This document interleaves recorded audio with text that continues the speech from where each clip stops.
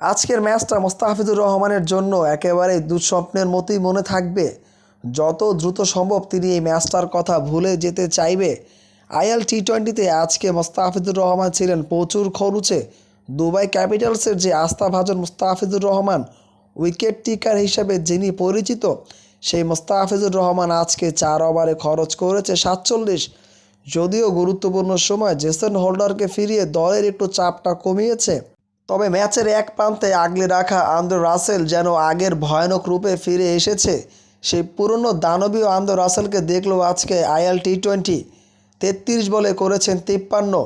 একেবারে কানের পাশ দিয়ে ম্যাচটা হেরেছে আন্দ্রে রাসেল। যদিও প্রাণপণ চেষ্টা করেছে, শেষ মুহূর্তে ভাগ্যের কাছে আজকের এই ম্যাচ হেরেছে। দাসুন সানাকা, ডেভিড উইলি, মোস্তাফিজুর রহমান, হায়দার আলী যেই বলে আসে না কেন তাকেই বেধরম পিটিয়েছে আন্দ্রে রাসেল। একের পর এক ছক্কা হাঁকিয়েছেন, বলগুলোকে পাগার পার করেছেন, কিন্তু শেষ পর্যন্ত 9 রানের একটা স্বস্তির জয় পেয়েছে মোস্তার দল দুবাই ক্যাপিটালস। শেষ ওভারে যখন 26 রান প্রয়োজন তখন বিপাকে পড়েছেন দাসুন সানাকা।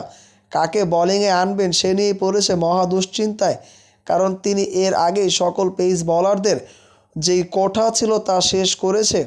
যদিও আজকে পোর ক্যাপ্টেন্সি দেখা গেছে দাসুন সানাকার, নিজেও ছিলেন প্রচুর খরুচে। শেষ ওভারে তার জন্যই আনতে হয়েছে জাওয়াদুল্লাহকে। এক ওভারে 16টি রান দিয়েছে। যদিও যারা খেলাটি মিস করেছেন তারা শেষ ওভারটা আক্ষেপটা রয়ে যাবে। প্রথম বলে নোবল সহ ছক্কা, এরপরে আবারও 4, এরপরে আবার ছক্কা। একের পর এক বাউন্ডারি যখন হাঁকাচ্ছিল তখন ডাগআউটে দুবাই ক্যাপিটালসের সবাই মুখ ভার অবস্থায় ছিল। মনে মনে তখন অবশ্যই বাংলার ফ্যানরা ভাবছিল মোস্তার জন্য আজকে ম্যাচটাকে হারতে যাচ্ছে দুবাই ক্যাপিটালস। তবে শেষ পর্যন্ত জাওয়াতুল্লাহ তা আসলে হতে দেয়নি। নিজের নামের পাশে সুবিচারটা করেছে, 16 রান দিয়েছে, 9 রানের জয়টা নিশ্চিত করেছে দুবাই ক্যাপিটালস। তাতেই বুক থেকে বড় একটা পাথর সরে গেছে দুবাই ক্যাপিটালসের ডাগআউট সহ সকল প্লেয়ারদের। আজকে খলনায়ক হতে পারত মোস্তাফিজুর রহমান, পাশাপাশি পুর এবং ভুয়া ক্যাপ্টেন্সি কিন্তু করেছে দাসুন সানাকা। যদিও একটা ম্যাচ থেকে বিবেচনা করা যাবে না ফিজকে নিয়ে।